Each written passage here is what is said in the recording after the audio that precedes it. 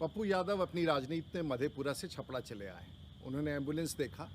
उनको नहीं पता है कि सारण जिला के 80 एम्बुलेंस में से लगभग 56 एम्बुलेंस कार्यरत हैं और जनता की सेवा में लगे हैं। दुर्भाग्य है कि इस समय ड्राइवर के अभाव में कई सारे एम्बुलेंस सुरक्षित रखे हैं। पप्पू यादव, आप सभी एम्बुलेंस ले जाइए, लेकिन सारण की जनता को ये कसम दे के जाइए कि सारण में बचे हुए सभी एम्बुलेंस पर आप ड्राइवर देंगे, ड्राइवर की व्यवस्था करेंगे और उसे संचालित करेंगे। राजनीति करना हो तो मधेपुरा में कीजिए। सारण की जनता इससे प्रभावित नहीं होने वाली है।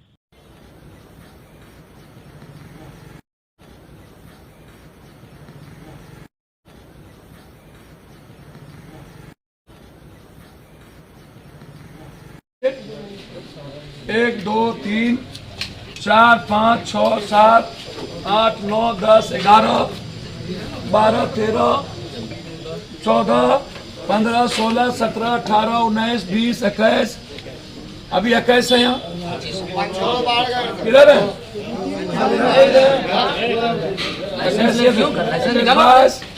22, 24। लाइसेंस निकालो। देखिए, लाइसेंस निकालो। 40 ड्राइवर हैं इनके पास, तैयार है। ये अभी सबका नाम लिख करके हम लोग गवर्नमेंट को भेजने जा रहे हैं। प्रेमचंद सिंह जी अभी देंगे, समर्पित करें। रूडी जी से जब आपने खुद करोड़ों का पैसे का लागत से शुरू हो गया प्रशिक्षण की, आपने ड्राइवर प्रशिक्षण केंद्र बनाया। भारत सरकार के मंत्री, उप मुख्यमंत्री सुशील मोदी, रूडी जी खुद, सभी लोग उद्घाटन किए। तो इकलौता प्रशिक्षण केंद्र बंद क्यों हो गया? क्यों? पैसा कहाँ गया? एक दूसरी चीज, रूडी जी से मेरा आग्रह है कि आप गाली दें हमको, राजनीति के हैं।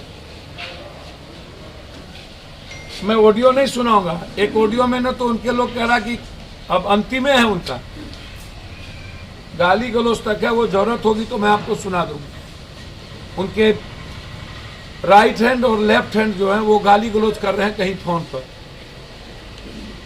जितने अभ्रम शब्दों का, यदि मुझे गाली देने से और पप्पू यादव को मरवा देने से, यदि एम्बुलेंस फ्री हो जाए बिहार में और दवाई और नर्सिंग होम, तो मरवाने की जरूरत नहीं पड़ेगी। हम खुद ही आत्महत्या कर लेंगे, आप चिंता ना करिए। या हम ही संन्यास ले लेंगे, बिहार छोड़ देंगे, कसम खा लेंगे कि कभी हम आएंगे ही। तीसरी चीज, उन्होंने पत्र में लिखा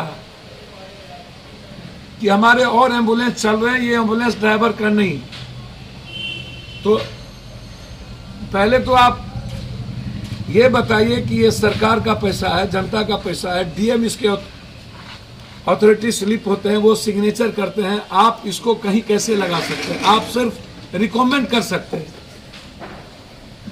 आप इसको किसी पंचायत में निजी लोगों के घर पे नहीं दे सकते हैं, किसी मुखिया के हाथ में नहीं दे सकते। आप या तो सदर अस्पताल में होगा, या तो ब्लॉक के अस्पताल में, या तो पंचायत में कोई सरकारी अस्पताल है तो वहां के द्वारा यह संचालित होगा।